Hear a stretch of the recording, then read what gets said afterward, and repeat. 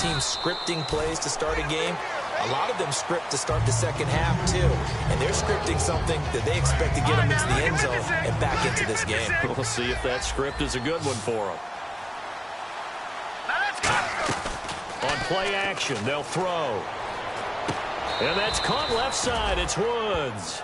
That one goes for 13 yards, and it moves the sticks. First down and 10 now for the offensive group. That was a nice completion on an out route, and those types of plays are the result of arm strength by the quarterback and timing by the receiver. And he's going to bowl his way forward to the 48. He'll get a nice chunk there on the first down run, and it's 2nd and 4. Some runs are blocked so well, you almost forget that someone has to carry the ball to gain the yardage. The leverage by the offensive line to create space up front, really well done. Finding time, and the hit jarred it loose. It's incomplete. Sammy Watkins, the intended receiver, and it's 3rd and 4. 3rd and 4, and he's certainly not a guy that drops that football very often. Indeed, because that's a bit of a surprise. I know he's in the middle of some traffic, and people, bodies all around him, but he usually has the focus to haul that one in. And he's going to have a first down as he's brought down at the 44-yard line. Would it be safe to say that as precise as routes are supposed to be run in the NFL, maybe they're not quite as precise in college ball? That's accurate, yeah. And I think we saw a college route in the NFL there. Just find the soft spot, find the dead zone, and find the first down. And that's what he just did. It's a tried and true formula, and I don't think it'll change for as long as we play football. If someone's trying to throw the ball and you can put pressure on them and make it tough, that's only going to help your defense. Yeah, he's since being hurried. He got rid of it before taking. And this is caught inside the 5. And he is into the end zone for a Buffalo touchdown. Sammy Watkins hitting double digits with his 10th touchdown of the season. And the Bills cut into that lead. And correct me if I'm wrong, that was just a simple fly route, wasn't it? No, there's nothing to correct at all. You've got it down pat. And I just remember as a player, when I'd be in practice sessions and I'd hear 9 from the receivers, that meant fly route, go, look out. That was the 9, and he just kept going all the way into the end zone for the touchdown. Here's the Bills defense now as they head out to defend here. And last time out they gave up 3, but with this deficit, how important here is it to not give up any points? And they're at a point now where they can't allow any thoughts of any points to enter their mind. They gave up 3 last time. That felt okay. They can't settle for okay now. They have to stop them here. 0 points given up. Yeah, they need to stop, get the ball back to the offense. Hey, a lot of points have been scored in this game, but what a nice play by the defense. Stepping up on that one. Maybe they'll get things going in their direction after a play like that. And they take him down. The Bills get to him. He couldn't get away. He'll wind up losing a dozen yards, a 12-yard loss, and it brings up 3rd. Okay, you know my bias is about to come out here. A lot of people think that the offense is just moving in the wrong direction. I'd say they're moving in the right direction because the defense is pushing them back. Former defensive guy. Now, as a quarterback, 3rd and long, you really got to rally the troops here, don't you? Yeah, you do in a big way. And what else do you have to look out for? More pressure coming at you because it seems to be working pretty well. Here's Matt Darr now as the drive goes backwards, so he's on to punt it away.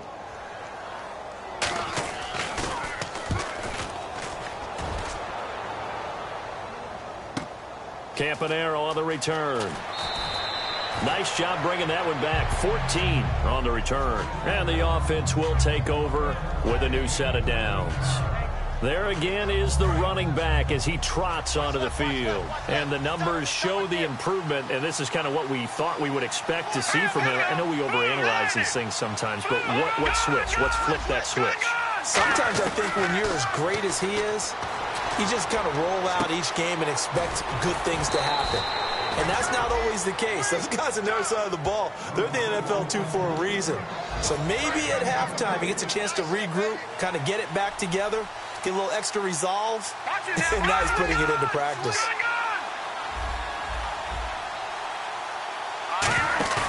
Now a play fake here on first down. Oh, the ball comes out on the hit, but they'll say it's incomplete. He was looking there for Rueben Randle, and that'll bring up second down. The good signal calls would never go back in the huddle and play the blame game because they need those guys to protect him. But on that last one, his offensive line, they lost their leverage very quickly, and that's why they were able to get to him and hit him as he tried to throw the football and force an incompletion. He was looking for his big tight end there, Jesse James, and it's third down. They got pressure there and only rushing 3. And there's a defensive coordinator right now who is celebrating not just getting home with 3 there, but realizing if that's the type of pressure he can get in the entire game, then his pass defense is going to be excellent. You're dropping 8.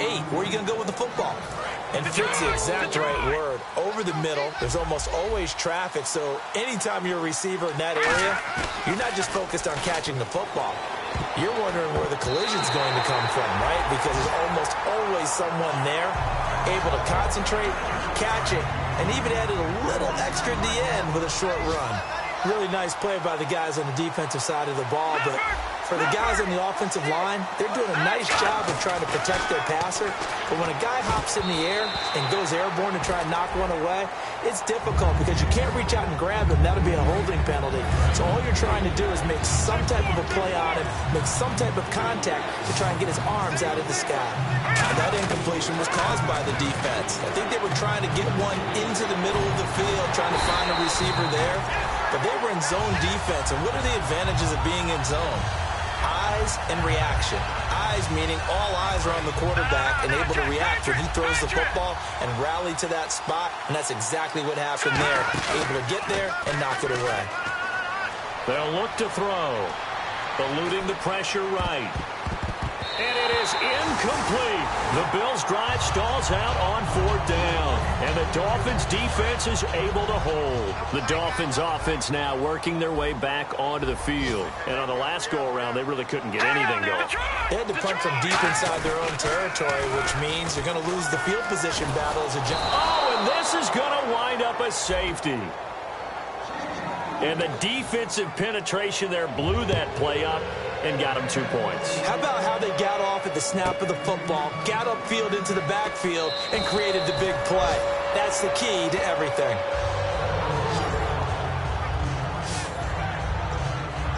Back onto the field now comes the Bills offense. And on the last drive, they were in field goal range. They just opted not to kick it, didn't get it. How does that change the mentality this go around? Rush coming, and he's taken down.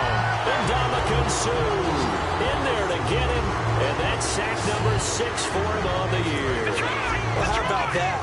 A dime set on defense, 6 defensive backs. None of them blitz. They're just back there in coverage. Defensive lineman gets the sack. That's where the O-line, they go to the sideline, they keep their helmets on so the cameras can't find them, right? Yeah, the cameras can't find them, but I know one thing. The O-line coach will. Back now in Miami. The Bills have the football, but they trail here as we begin quarter number 4. They come out 5 wide, 3 of them to the right side. They'll set up to throw. He couldn't quite hold it. Got hit.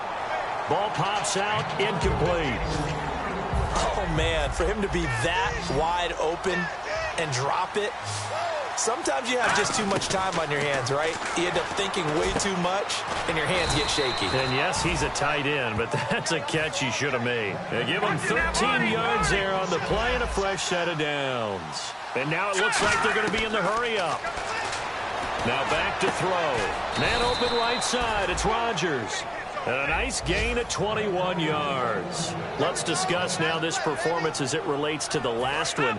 You know, a week ago, and we saw it. Some pinpoint accuracy. He's displaying that again. That was a fun film session for us, wasn't it? Able to kick back and watch him work. And what we saw was a... And that is caught. Touchdown, Buffalo. Rueben Randle, his 4th touchdown on the year. And the Bills draw a bit closer. And, partner, they found a gap there on the post pattern, and it was in the middle third of the field. And that's really difficult to do because ordinarily the safeties are back there to prevent that happening. But they found the opening and exploited it. After the TD, here's Carpenter on to kick it away.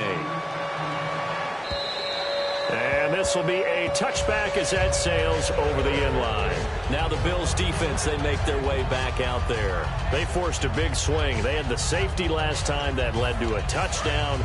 They've got a lot to build on. That's a pretty good sequence, too, isn't it? Defensively, force a safety. Then you got to give up. They've got to free kick it, right? And the offense takes that momentum and runs downfield and scores another one for you. Love what they're doing right now on the defensive side of the ball. Will that continue? Let's see. It's a 7-yard carry to set them up with a 2nd and 3. 3 yards to go on 2nd down.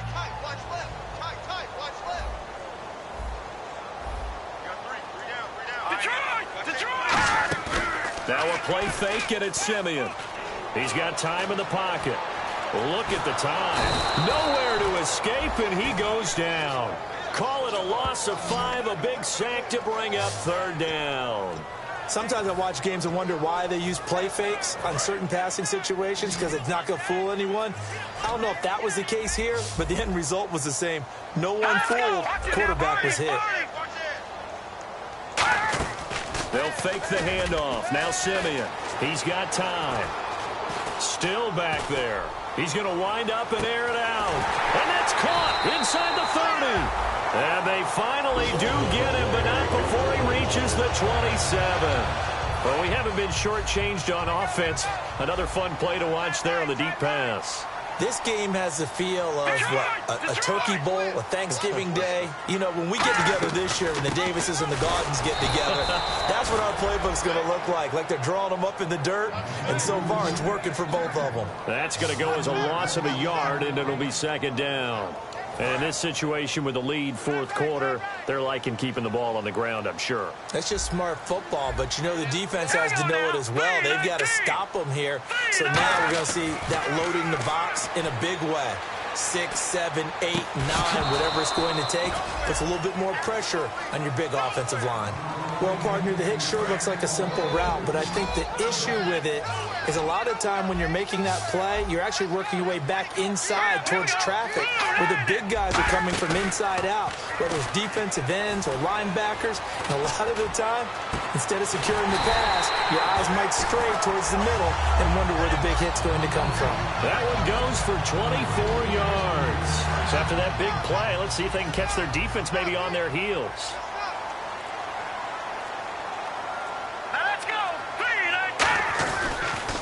And they'll run it here. And he will push his way forward down to about the 3-yard line. Only a yard on the pickup there. 2nd and goal.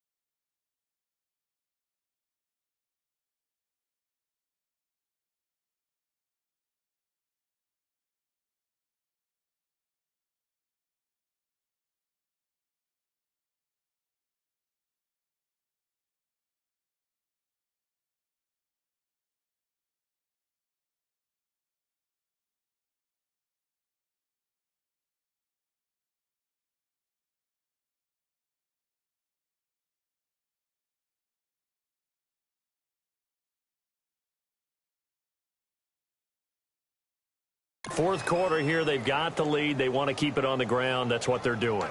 Smart football. Keep the clock grinding. Keep it going. But you got to figure now, they're going to see more people stacked up at the line of scrimmage as they try and bleed it out. Time is starting to run out, really becoming a factor. We'll see if the defense can get the stop they need to get the ball back to the offense. Time for a break. We're back to see what happens after this. So the Dolphins have it as we welcome you back in. They've got a second down now as they search for a way to get this one to the finish line. Here's Simeon now on second down. And he'll take this into the end zone for a Dolphins touchdown.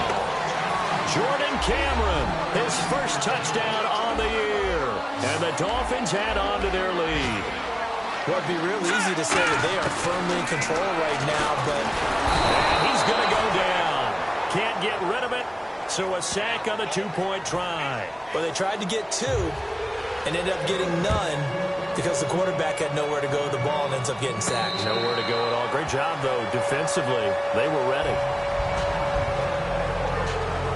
And now out come the Bills. And they're going to need another score. Got one last time, but still down here.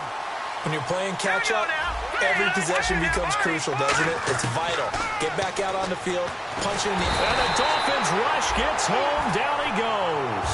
Ndamukong Suh in there to drop him as the clock continues to roll. Great job defensively. I think he was trying to go through his progressions, find someone to get rid of the football. Before he knew it, he was on his back. So that just brings us right back to what you said in the beginning. A great job defensively. Nowhere to go with the football. That led to the sack. It'll be a pickup of 10 yards. And just like that, it's third down. Back to throw here. Being chased out left. And the defense loses him. It's complete. There he goes left side. 20, 10, 5. And he takes this one into the end zone. And all of a sudden, here in the final minute, things get a little bit tighter. And there's the touchdown that they needed, so they'll celebrate. But the guys on the sidelines, they've got to stay focused. The onside kick team, they need them to get the ball back. Yeah, part one of the equation done. Now they need to convert and get that onside kick.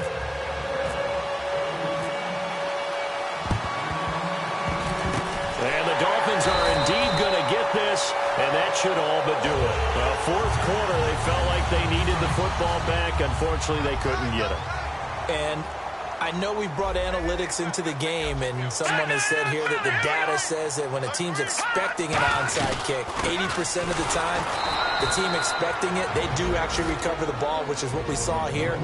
I just wonder if that number is much more of a anecdotal type of a number. Kind of like when the coaches tell us, well, when you score on special teams, 93% of the time you win the game. I'm still waiting to see that number is empirical. And some changes here as the D-line separates some. Now a handoff here to his running back. And he's going to be met at the line of scrimmage and taken down. Now the Bills will take another timeout. That'll leave them with just one remaining in this fourth quarter of play. Hey, got three. Here we go. Green, 39. Green, 39. They'll run it now out of the gun. That'll make it fourth down after a loss of one. And play is stopped here. Timeout. It's the defense calling the timeout here. That'll be their third and final stoppage here as we step aside. He gets this one away, and boy, it's another boomer. And now where will the side judge stop his walk? That's the question. He says it crossed out of bounds at about the 17-yard line. And the Bills getting set to go. One possession game. Time very much a factor. How does the offense handle this situation? Well, in a lot of cases, they should be somewhat relaxed. And I know that's counterintuitive because this is a pressure situation. But this is Friday practice every week of the season. You go over this situation, having to go downfield, limited timeouts, got to get out of bounds and keep the drive going and set yourself up. Defensively, you can't just lay back and let them do whatever they want. So it is a cat and mouse deal here. How much pressure will the defense bring, and how much pressure can the offense handle? We're going to find out. And quickly, they get to the line. Back to throw. Now a desperation throw deep downfield. And he bats it away, and it falls down incomplete. There's no shyness there pushing the ball downfield, but I like the coverage on the play. In good position. And when you have a 50-50 ball, who's going to come down with it? I like the way that he made the play, came across, and knocked it away. Dancing to his left. And that is incomplete. 2 seconds left on the clock. Good job by the O-line. Quarterback had time to go through his checks. That's one you need to take advantage of. A perfect situation, and they're unable to take advantage of it. When you have that much time to scan the field, you have to find an open receiver. And, a crusher there as it's intercepted. A great read, and it's picked off. And that is going to seal this victory as time runs out. Well, we were on hand for a fun and entertaining game here, coming down really to that last play. Great job defensively to get the pick and seal it. And we know that every play during a game matters. You're never sure which one's going to be one of the key ones.